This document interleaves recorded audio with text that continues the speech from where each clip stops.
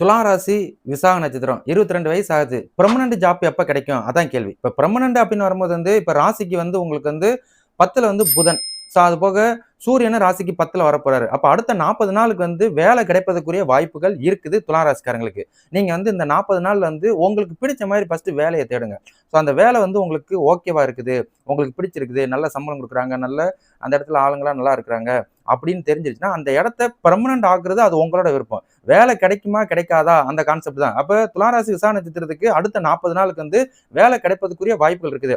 அது உங்களுக்கு வேலை கிடைச்சு நீங்க வேலைக்கு போயிட்டீங்க அப்படின்னா அப்படியே தொடர்ந்துருங்க. ஒரு வேலை கிடைக்கல அப்படின்னா அடுத்த 40 நாள்லயும் நீங்க எதிர்பார்க்குற மாதிரி, நீங்க எக்ஸ்பெக்ட் பண்ற மாதிரி வேலை கிடைக்கலன்னா அடுத்த ஒர்க்கு மறுபடியும் கமெண்ட் பண்ணி என்கிட்ட கேட்டு தெரிஞ்சுக்கோங்க. மற்றபடி வேலை கிடைப்பதற்குரிய வாய்ப்புகள் துளாராசிக்கு இருக்கு அப்படின்னு உங்களுக்கு ஞாபகப்படுத்திக்கிறேன்.